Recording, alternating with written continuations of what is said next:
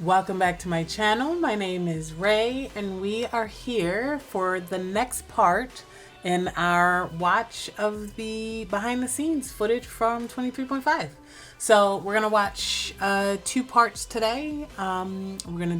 These are the two parts that I believe released prior to the series or very early in the series. So we're still on that. I do know that some additional short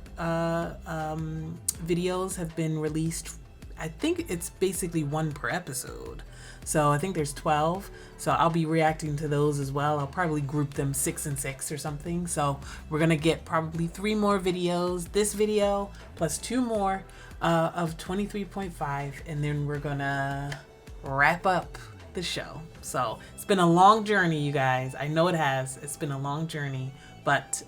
we're finally here at the end. So... all right, let's get into the next two parts of these behind the scenes videos. Let's go. All right, let's go.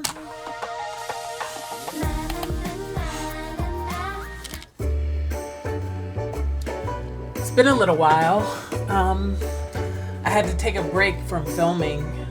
but we're back. เป็นโรงเรียนที่จูรู้สึกว่ามีชมรมอะไรหลายๆอย่างที่โรงเรียนปกติจูไม่ค่อยเห็นนะชมรมไสยศาสตร์อย่างเงี้ยจูรู้สึกว่ามันก็แปลกดีค่ะ I've been on TikTok recently and I've been heavy on Thai GL TikTok มันมีชมรมหนึ่งซึ่งเป็นชมรม so I've been seeing actually a lot of these guys ภาษากับสันเราใจตรงกัน They're always doing a ใช่ TikTok พากันไปสมัครแต่ว่าเห็นว่าชมรมเนี้ยเขาเคยถูกปิดเพราะว่ามีอาถรรพ์บางอย่างตามระเบียบของเรียนต้องมีสมาชิกชมรม4 คนขึ้นไปแต่แล้วยังไงตอนแรกไม่ครบเนี่ยก็ต้องหาวิธีที่จะแบบให้มีสมาชิกที่จะครบเพื่อที่จะเปิดชมรมขึ้นได้อย่างเป็นทางการโดยมีครูที่ปรึกษาอะไรเงี้ยในขณะที่ครูนิดาก็จะมีความแบบว่าได้เหรอเดี๋ยวก็มีเรื่องอะไรอีกหรอกอะไรเงี้ยเราก็หาวิธีการที่จะแบบต่อต้านหรือหาวิธีที่จะบอกว่ามันทำได้เพราะมันจะทำแบบนี้ฉันจะทำประกันชีวิตให้เด็กทุกคนอะไรเงี้ยเป็นทางออกของครูแบบที่แบบสู้แป๊บนึงนะการทำประกันชีวิตไม่ได้ช่วยให้เด็กไม่เกิดอุบัติเหตุค่ะล้างอาถรรพ์หรือเปล่าไม่รู้ต้องรอดู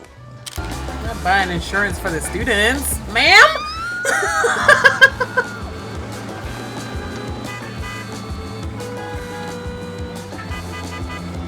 ช้าก็ได้พี่อยากไปโรงเรียนสายหรือไง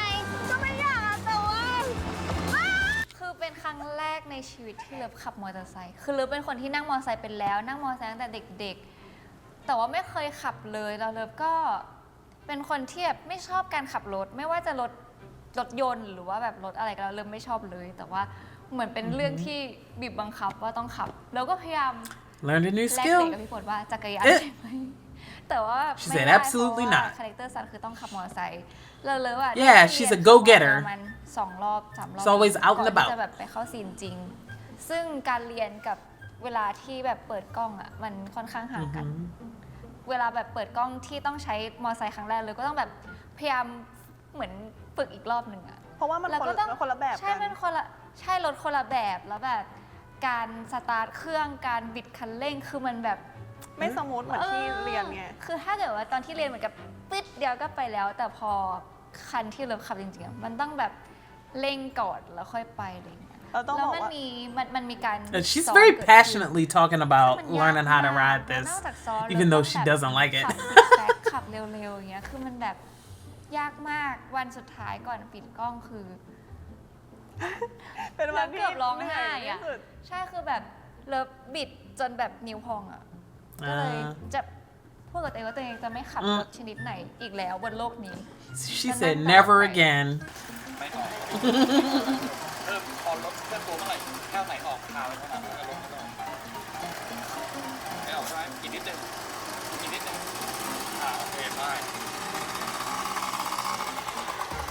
เอา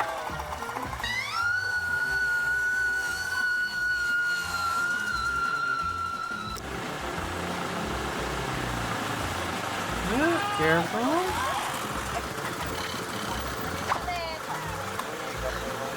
not a motorbike drifter ไม่มีใครกลัวเท่าพี่อีกแล้ว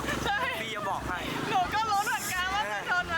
Yeah, having to go through those cars. ร Ooh. อลุ้นดีกว่าว่าจะผ่านหรือผ่าน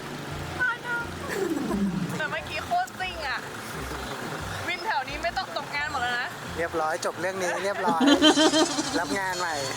You got a backup plan, ซึ่งนอก girl. จากเรื่องการขับมอเตอร์ไซค์พี่ฝนก็ยังส่งพวกเราไปเรียนบาสซึ่งคนที่เราเรียนด้วยคือนักกีฬาทีมชาติ เพราะฉะนั้นเวลาเขาสอนเขาก็แบบสอนโหดมากคือสอนแบบอีกนิดไปแข่ง For that แล้ว small ซึ่ง scene? เราเป็นคนไม่ค่อยออกกำลังกายที่แบบมันเหนื่อยมาก แต่ว่าพี่มิวก็ That คือ small สบาย scene อยู่ in which she was somebody who couldn't play basketball? เราก็ต้อง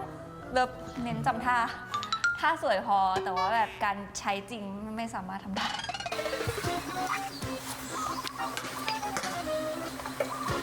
I guess you gotta like fail on camera, but not necessarily in real life. You have to be able to fail on purpose. Interesting. มาทำอะไรที่นี่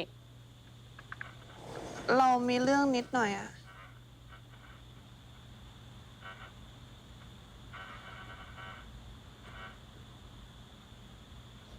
ไม่ต้องสนใจมนุษย์โรงเรียนจะชอบไม่ชอบ เป็นตัวเอง ไม่ต้องแคร์ใคร แล้วถ้าเพื่อนๆไม่ชอบตัวตนของเราล่ะ Fuck them. เราจะทำยังไง นั่นไม่ใช่เพื่อน มนุษย์นิสัยไม่ดี She said what I said, but nicer. ที่เราเจอกันครั้งแรกบนด่านฟ้าค่ะด่านฟ้ามันต้องปีนขึ้นไปนะก็แบบลมมันจะหนักมากแล้วมันต้องคอยจับผมตลอดแล้วก็ร้อนความร้อนอะ Ooh. Yeah. พี่ไปแล้วนะ อย่าลืมดูด้วยนะ เดี๋ยวปิวนะงั้นพี่ไปจริงแล้วนะ Oh, this rooftop, huh? อยากให้ติดตามฉากนี้มาก The ๆ location ไม่ใช่อะไร of the school กำลังจะถ่ายทำพายุฝนคือเข้า Oh สุด no ๆแล้วเป็นฉากอะไรรู้ไหมเป็นฉากดูดาวอ่ะคุณค่ะฉาก course ดูดาว แต่ว่าพายุฝนเข้า เพราะว่าถ่ายในตอนหน้าฝนด้วย แล้วผู้กำกับก็ชื่อฝนด้วย ก็เลยเชิญชวนมากันใหญ่เลย คนต้อง ตอนหน้าฝนด้วย Phone means what? แล้วผู้กำกับก็ชื่อฝนด้วย ไม่ ก็เลยเชิญชวนมากันใหญ่เลย คนต้องเห็นกล้องเห็นไฟแบบหลบเข้าไปในห้องเพราะ I mean, ว่า it was Kismet. มันไม่ใช่แค่ฝนนะ ก็เหมือนพายุเลยอะแล้วก็นั่งกันอยู่อย่างนั้นนะเกือบ2 ชั่วโมง เห็นได้แล้ว มาแล้วว่ะ มาแล้ว ไม่ได้หรอระวังก่อนได้เดี๋ยวเปียกเสียงมันมา He said, absolutely not. Yeah, we gotta pack this up. This is all expensive equipment. ซัน เรารู้นะว่าซันได้ยินเรา ถึงซันจะไม่อยากเจอเรา แต่เราอยากคุยกับซันนะ โห มาทุกภาคส่วน ถ้าเกิดว่านับ 60% กับ 40% 60% คืออุปสรรค คือแบบว่ามันแบบเราถ่ายหน้าฝน Rainy season, เรา yeah. ถ่ายใกล้วัด วัดตอนกลางคืนก็จะมีแบบว่าแห่รถ ตอนเช้าก็จะมีแห่นาค งาน ฝน วัด ไปถ่ายที่สวนสาธารณะฝนตกแบบพายุ น้ำท่วม ถ่ายข้างๆสถานที่ที่เราถ่ายเป็นคลองน้ำท่วมแล้วแบบมี I was gonna say, did it flood? พี่มิววิ่งทำแว่นตกแว่นหาย คือทุกคนจะพูดว่าแบบมันคืออาถรรพ์ทองพี่มิววิ่งทำแว่นตกแว่นหาย คือทุกคนจะพูดว่าแบบมันคืออาถรรพ์ของชมรมดาราศาสตร์ ใช่ ไม่แน่ 100% ไม่แน่นะ อาถรรพ์นี้มันแรงมาก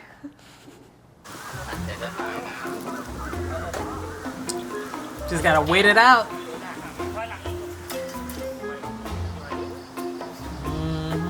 บรรยากาศ But you gotta pretend like it's summer? ด้วยความ Oof. ที่แบบ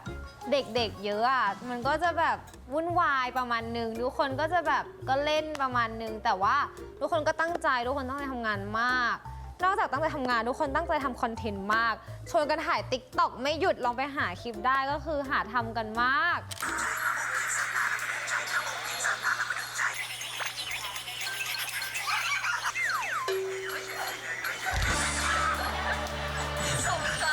Like I said, they're all over TikTok. ชอบมากเพราะว่าแบบก่อนอันเนี้ยเลยเจอแต่กองที่มีแต่ผู้ชาย พอแบบมาอยู่กัน Indeed, they were. ผู้หญิงเยอะๆ เหมือนได้ย้อนกลับไปอยู่มัธยมเพราะว่าอยู่ It's มัธยม different. ผู้หญิง Feels มันเป็น different. feeling ที่ The แบบ vibe is ทุกคน different. ช่วย The กัน energy is different. พลัง When you're surrounded by women,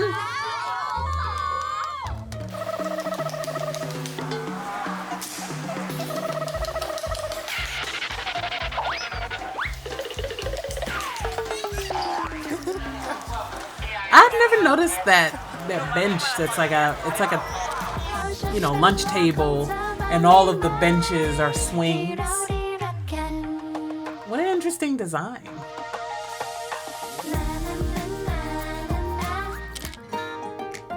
Oh, recording the song. Okay.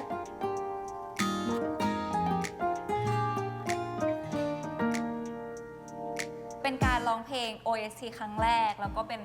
ซิงเกิลแรกของพวก So เรา neither of them ก็คือ have เนื้อ done เพล this งอะค่ะ before. มันจะเป็นเหมือนองค์ประกอบโดยรวมของซีรีส์ซึ่งมันจะมีความแบบเปรียบเทียบว่าเอียงเฉียงไปหาเธอนะอะไรเงี้ย It's a very ช่วง cute เวลาที่ song. แบบ It fits happy the อยู่ด้วย mood กัน of happy this show. ก็แบบฟิลแบบจีบกันอะไรอย่างเงี้ยค่ะแบบน่ารักน่ารักค่ะ ก็เพลงโลกเอียงนะคะก็เป็นเพลงที่ตอนที่เราคุยกับคนทำเพลงอะคนแต่งเพลงเราอยากให้เพลงนี้เป็นเพลงที่แบบน่ารักร้องตามได้ง่ายจำได้ง่ายอะไรเงี้ยแล้วเราอยากให้เพลงนี้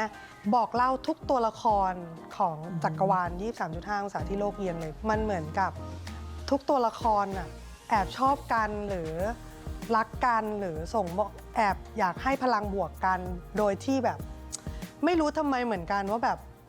ทำไมฉันต้องแบบรู้สึกกับเธอเป็นเพราะว่าโลกมันเอียงไปหรือเปล่าหรือมันเฉียงจนฉันแบบแทนที่ฉันจะชอบคนนี้ฉันฉลับไปรู้สึกดีกับเธอ Oh, I really like that ก็เลยเป็น analogy. ที่มาของเพลงนี้พอได้ฟังครั้งแรกก็รู้สึกว่าใช่เลยแล้วเป็นเพลงที่แบบบอก mood and tone ของเรื่องนี้ด้วยว่าเรื่องนี้เป็น mood and tone แบบนี้เป็นเรื่องราวความรักในจักรวาลแบบนี้อะไรก็รอชมค่ะน่ารักเพลงน่ารัก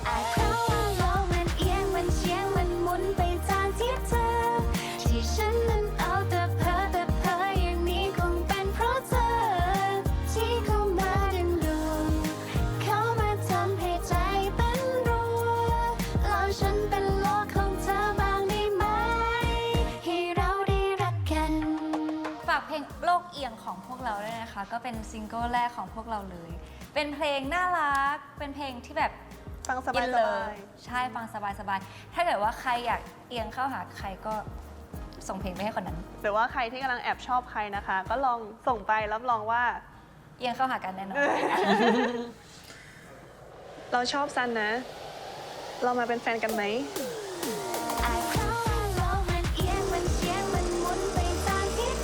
เวลาเราโกรธอะเราน่ากลัวมากเลยนะ Getting the trailer? Got it? ก่อนอื่นอย่างแรกจูนว่าได้ความสนุก เพราะว่าแน่นอนอยู่แล้วคือเรื่องนี้มันเป็นเรื่องที่มันไม่ได้วิชาการเยอะ มันเป็นเรื่องที่ดูสบายๆเบาสมองดูได้ทุกเพศทุกวัยอีกอย่างหนึ่งที่คิดว่าได้แน่ๆคือความฟินแบบประหลอดแตกแน่นอนความผู้หญิงตัวใหญ่จะต้องแบบเขิน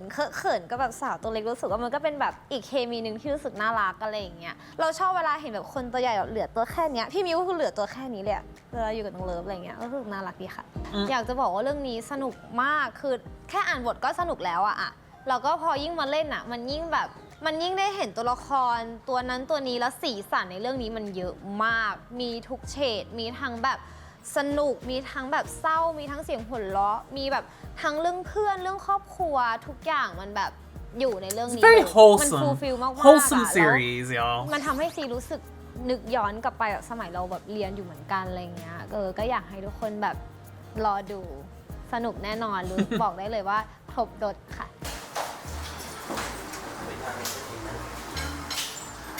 I saw this really great yesterday. I saw this really great TikTok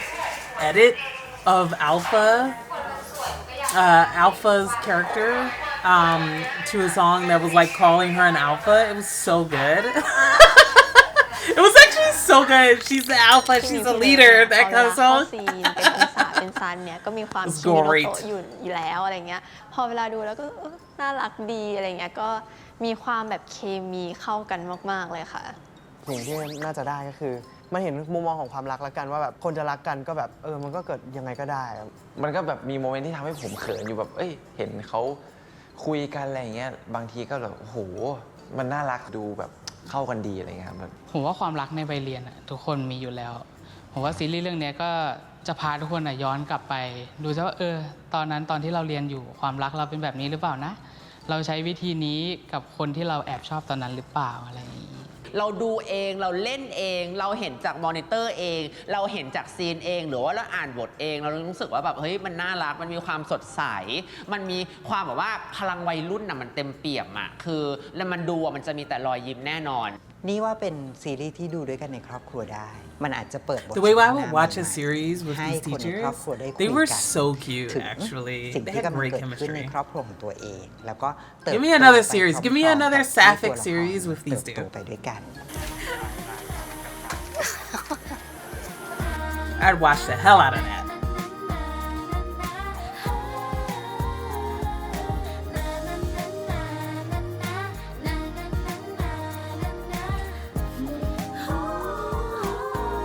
เรื่อง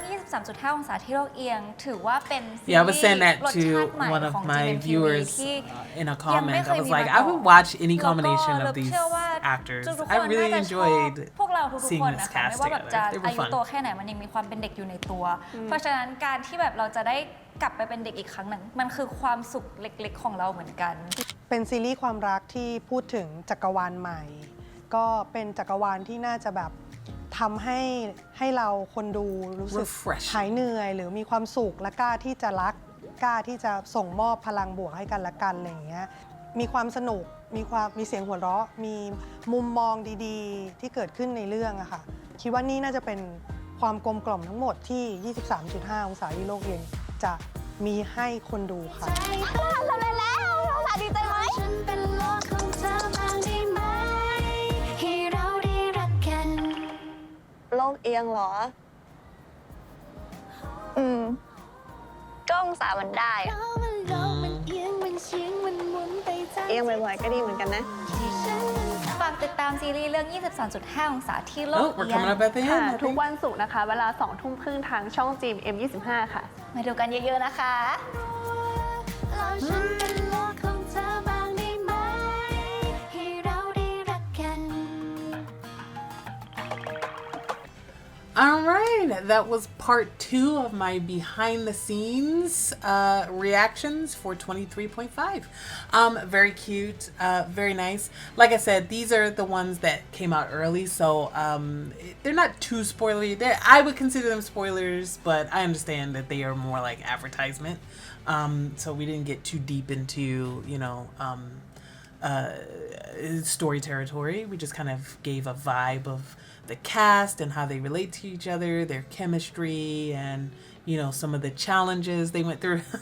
I like that whole section where they were talking about all of the storms and all of the bad weather, all of the bad luck. That was cute. So I think I'm just gonna jump into the next behind the scenes stuff. I don't have too much time tonight. Do I have time tonight to do the next behind the scenes video? I might not, actually. I may not. So you might, if I'm wearing the same clothes, then I was able to find the time to squeeze it in. If I'm wearing different clothes, then I wasn't. All right, we'll go ahead and end it there, and I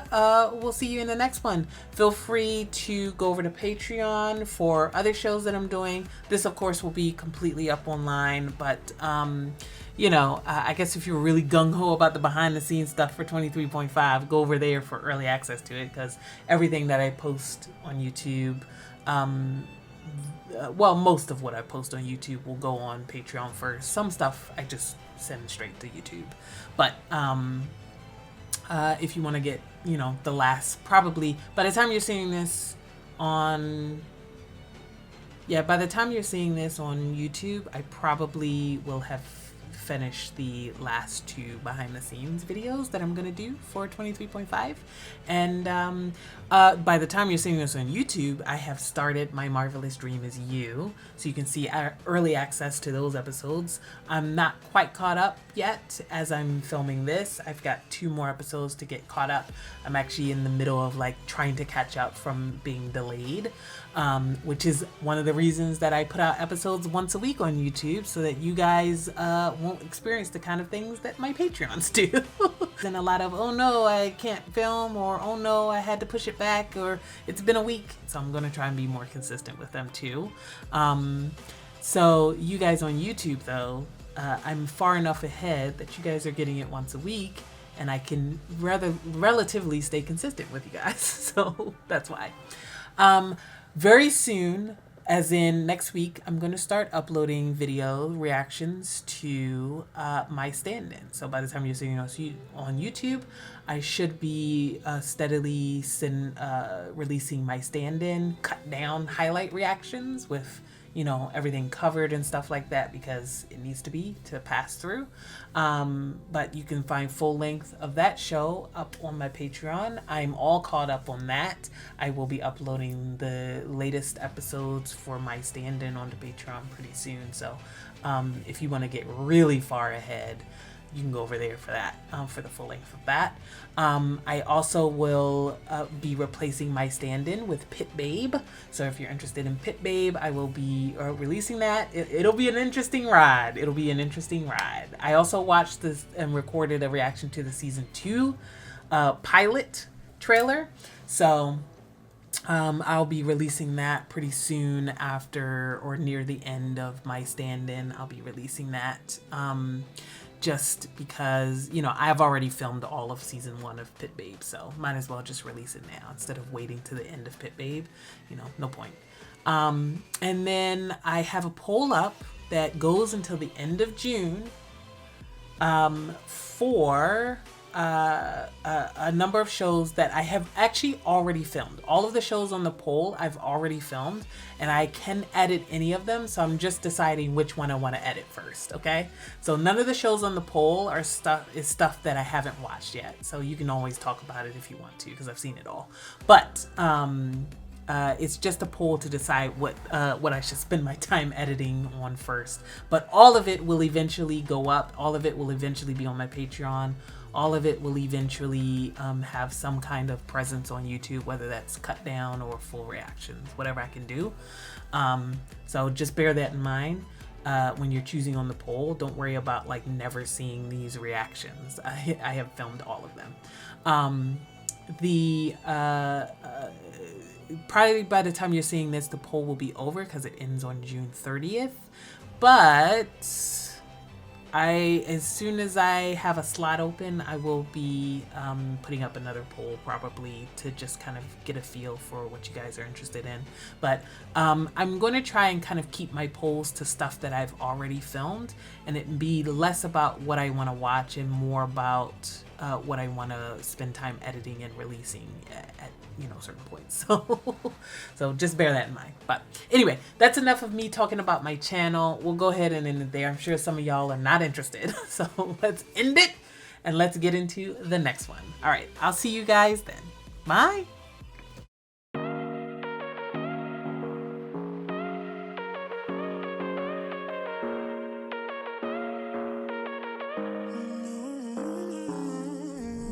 Whatever, all this ever, but you long gone, it don't matter.